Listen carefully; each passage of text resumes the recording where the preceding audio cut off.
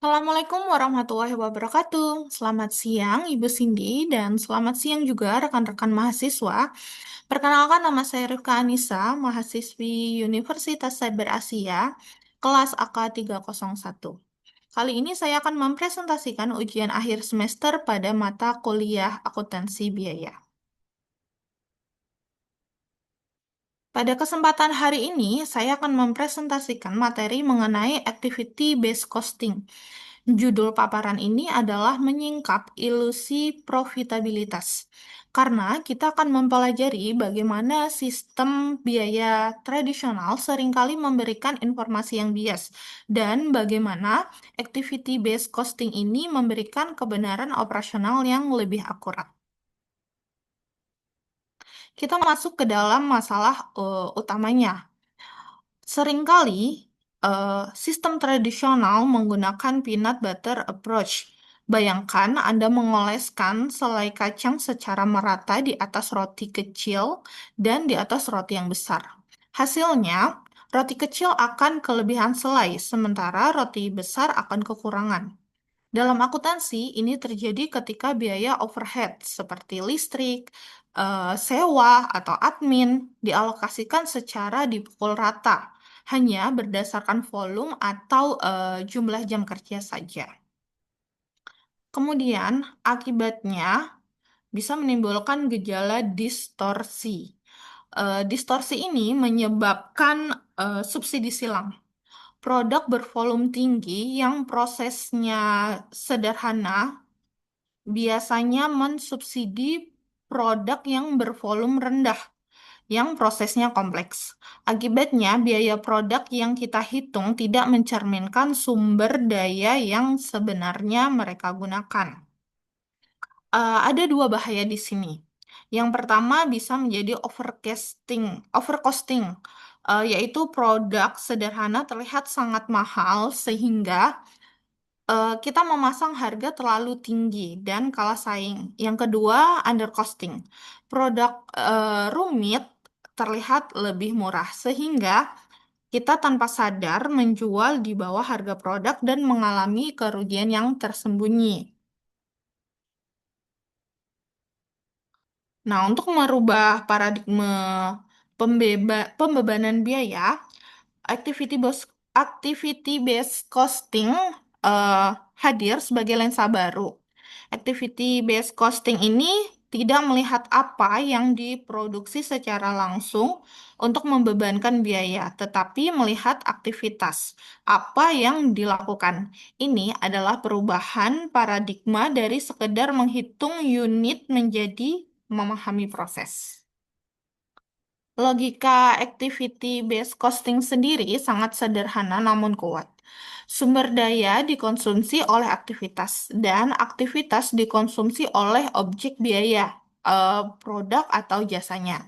Jadi, biaya tidak melekat pada produk karena jumlah unitnya, tetapi karena aktivitas yang dilakukan untuk membuat produk tersebut. Selanjutnya, kita masuk ke dalam hierarki biaya activity-based costing. Dalam activity-based costing, biaya dikelompokkan dalam hierarki.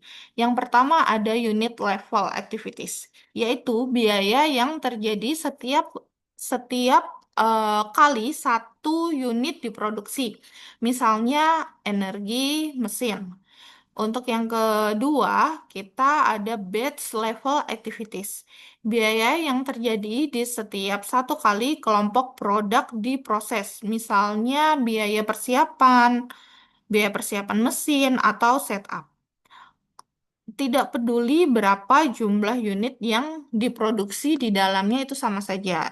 Mau berisi 1 maupun 1.000 unit itu sama saja. Yang ketiga, ada product level activities. Biaya yang untuk mendukung produk spesifik, misalnya desain atau pemasaran produk tertentu. Dan yang terakhir ada fasilitas level activities. Biaya yang mendukung operasional pabrik secara keseluruhan seperti sewa gedung atau pajak bumi dan bangunannya. Kemudian kita masuk ke dalam mekanismenya. Secara teknis, kita menggunakan dua instrumen, yaitu cost pool atau wadah biaya. Ini untuk mengumpulkan biaya dari aktivitas sejenis, dan ada juga cost driver, yaitu pemicu biayanya, sebagai dasar untuk mengalokasikan biaya tersebut. Contohnya, biaya setup mesin dipicu oleh jumlah perpindahan atau jumlah setup, bukan jam kerja manusianya. Selanjutnya kita akan masuk ke dalam contoh studi kasus yang pertama, yaitu kita analisis roti sisir versus roti bluder.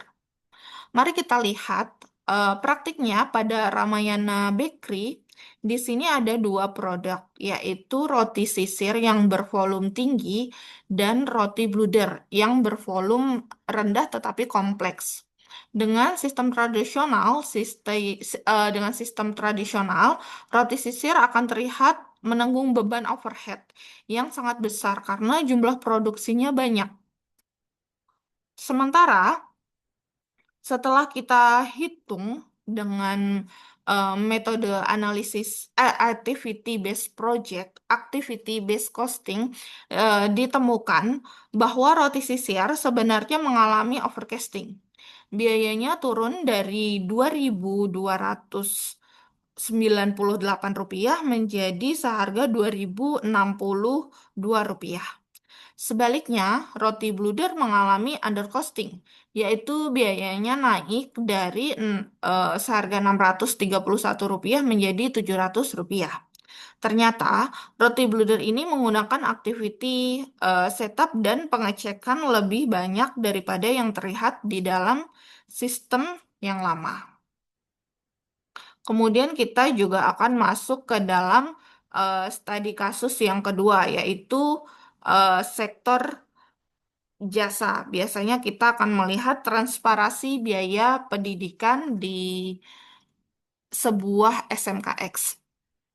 Activity based costing juga berlaku di dunia pendidikan. Sebagai contoh, kita ambil di SMKX, biaya per siswa awalnya dipukul rata.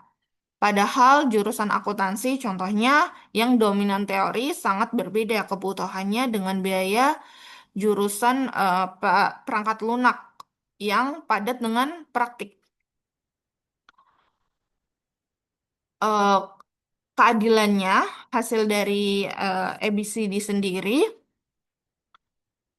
ABC Activity Based Costing ini menunjukkan biaya pada perangkat lunak akan mencapai 5.040.000 per siswa, jauh lebih tinggi dari metode tradisional, yaitu seharga Rp3.800.000. Mengapa? Karena jurusan perangkat lunak tadi akan menyerap biaya yang lebih tinggi dari aktivitasnya, karena menggunakan aktivitas seperti laboratorium, pemeliharaan software, dan juga listrik. Data ini penting agar sekolah bisa menentukan biaya SPP yang adil atau mengajukan subsidi yang tepat.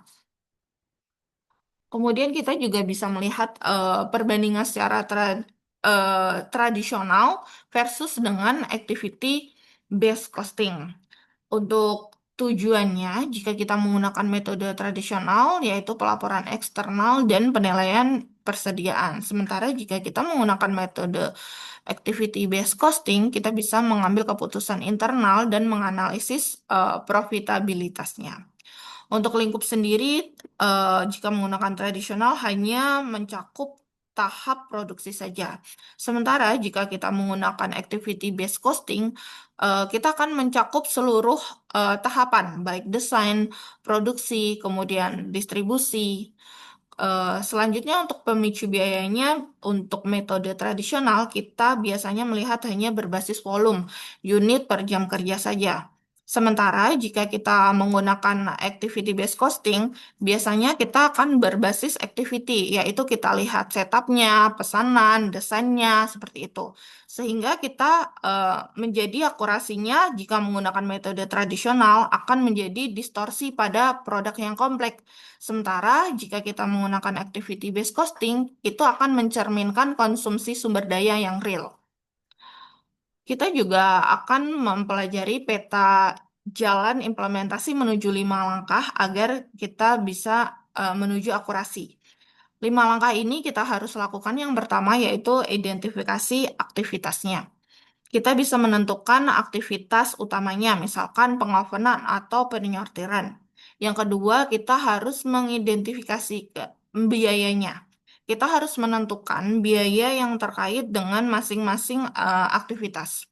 Kemudian ketiga, kita harus menentukan cost driver. Apa sih pemicunya? Jam mesinnya atau jumlah batch-nya, seperti itu. Kemudian kita yang keempat, lakukan kumpulkan data.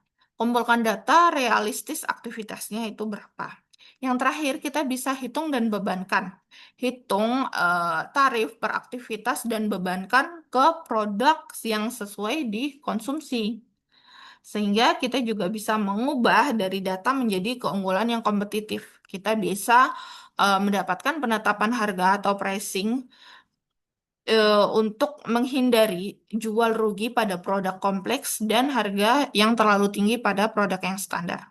Kita juga bisa menganalisis profitabilitasnya dengan mengidentifikasi produk atau pelanggan yang sebenarnya merugikan perusahaan itu sendiri. Kemudian bisa juga mengefisiensi operasional. Kita bisa mengurangi aktivitas yang tidak bernilai tambah karena biayanya kini akan terlihat lebih jelas. Yang terakhir, penganggaran. Kita bisa menyusun anggaran berbasis aktivitas yang lebih realistis. Tetapi eh, ada juga tantangan yang kita harus hadapi dalam mengimplementasikannya. Biasanya yang pertama ada biaya dan waktu. Kita harus mengimplementasinya lebih mahal dan memakan waktu yang lama, biasanya lebih dari 1 tahun. Kemudian untuk kompleksitas datanya membutuhkan sistem pengumpulan data yang rapi dan juga membutuhkan software pendukung. Untuk standar akuntansinya sendiri, untuk laporan activity based costing seringkali tidak sesuai dengan prinsip akuntansi eksternal atau PSAK-nya, sehingga memerlukan rekonsiliasi untuk pelaporan pajaknya. Yang terakhir, resistensi, potensi penolakan dari manajer yang kinerjanya terlihat buruk di bawah perhitungan yang baru. Nah, itu tadi kemudian kita masuk ke dalam kesimpulannya. Sehingga mengapa sih activity based costing tadi penting bagi manajemen? Manfaat activity based costing ini sangat luas, yaitu bisa memberikan akurasi harga, membantu mengidentifikasi aktivitas yang tidak bernilai tambah atau yang bisa menjadi pemborosan, dan mendukung untuk pengambilan keputusan strategis, seperti apakah kita harus melanjutkan atau menghentikan suatu produk tertentu. Jadi, kesimpulannya, activity based costing ini membantu perusahaan keluar dari ilusi profitabilitas. Dengan mengetahui biaya yang sebenarnya, manajemen dapat mengelola efisiensi secara lebih tajam. Demikianlah presentasi saya, Pak, mengenai activity based costing ini. Saya mohon maaf jika ada penyampaian yang kurang tepat maupun salah. Terima kasih atas perhatiannya. Saya tutup. Assalamualaikum warahmatullahi wabarakatuh.